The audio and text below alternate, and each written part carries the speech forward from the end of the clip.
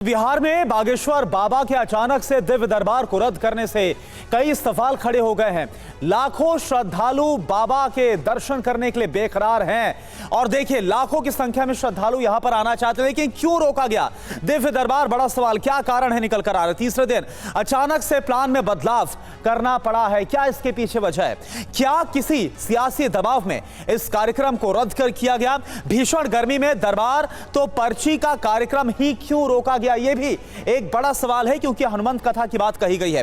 क्या आतंकी हमले के अलर्ट से कार्यक्रम में जो खलल है वो पड़ा है? बड़ा सवाल यह भी है, बिहार में धीरेंद्र शास्त्री आखिर किसके टारगेट पर हैं? तो ये तमाम बड़े सवाल है जो कि उठने लाजमी है, क्योंकि आज सिर्फ हनुमंत कथा होगी, पर्ची नहीं निकलेगी और श्रद्धालुओं को कम संख्या में आने के लिए कहा गया। दिव्य दरबार पर क्यों लगा ग्रहण? ज्यादा भीड़ की वजह से दिव्य दरबार स्थगित। विस्फोट की आशंका में दिव्य दरबार स्थगित। मौसम की गर्मी वजह से दिव्य दरबार स्थगित। सवाल ही सवाल हैं। बागेश्वर धाम वाले बाबा धीरेंद्र शास्त्री के दिव्य दरबार के लिए लोग बिहारी नहीं, नेपाल तक से लोग आए थे, लेकिन दिव्य दरबार के स्थगित होने की खबर से उन्हें थोड़ी निराशा हाथ लगी है। ज्यादा भीड़ और मौसम की गर्मी और उमस को इसका जिम्मेदार बताया जा रहा है, लेकिन इसके पीछे एक वजह इंटेलिजेंस की आशंका भी बताई जा रही है। दरअसल प्रशासन को एक लेटर में हुंकार रैली के दौरान हुए ब्लास्ट का भी जिक्र है।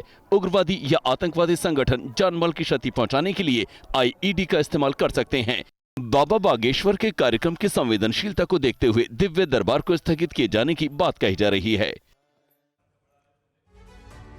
और बाबा बागेश्वर के दिव्य दरबार के स्थगित होने के पीछे बिहार की राजनीति को भी एक वजह माना जा रहा है, क्योंकि लालू के बेटे और बिहार सरकार में मंत्री तेज प्रताप यादव ने बाबा बागेश्वर के कार्यक्रम को लेकर धमकी दी थी।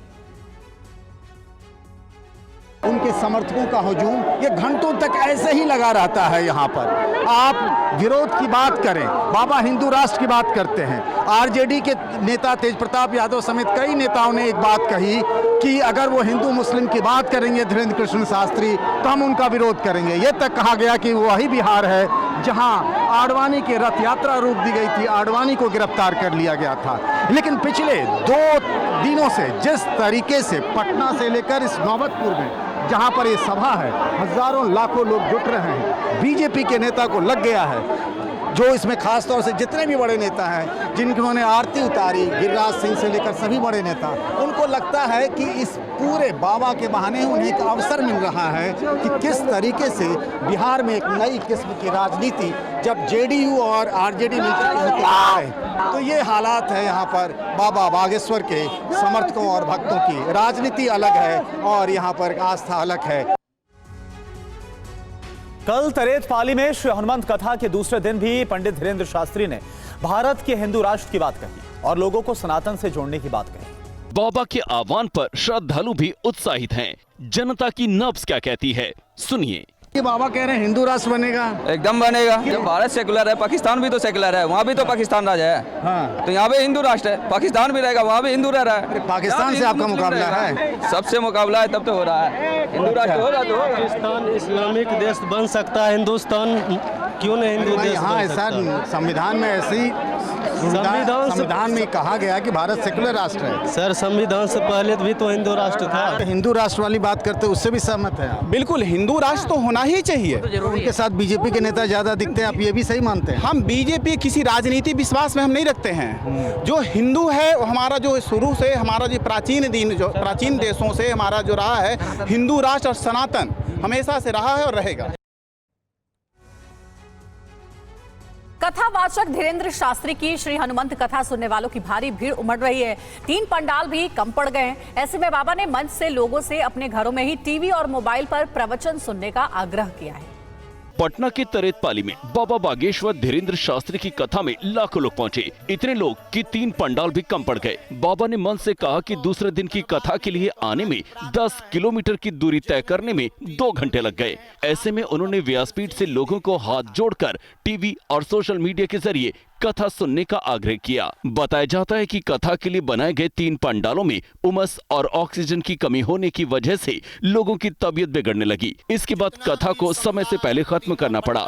और अब आपको बाबा बागेश्वर के कथा पंडाल के बाहर से भीड़ की तस्वीर को दिखाते हैं। ग्राउंड जीरो की हैरान करने वाली तस्वीर आपके सामने। तमाम विवादों और बहसों के बावजूद जो यहाँ पर स्थिति है, जहाँ बाबा बागेश्वर धीरेन्द्र कृष्ण शास्त्री को देखने के लिए आप हालात देखिए, मैं आपको तस्वीरों में दिखा रहा हूँ। जहाँ वो हनुमत कथा कहते हैं, वहाँ भगदड़ जैसी स्थिति है।